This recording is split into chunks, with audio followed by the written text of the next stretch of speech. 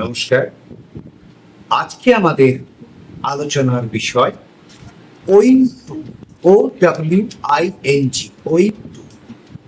এর মানে হলো কারণে বা বশত, মানে কোনো কারণে কিছু হচ্ছে অথবা হয়েছে, এরকম অর্থে ওয়িং টু বসে।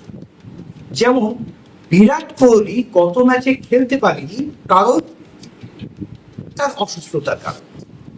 এরা আরেকটা বলি, সে স্কুলে অনুপস্থিত ছিল অসুস্থতার কারণে, এই অর্থে হয়। তাহলে কি হবে? He was absent from school owing to his illness. ঠিক আছে, এইগুলো দিয়ে শত শত বাক্য আপনারা পড়ুন, দেখবেন অতি সহজে, অতি দ্রুত, সুন্দর ইংরেজি বলা এবং লেখা দুটোই করতে পারছে। নমস্কার।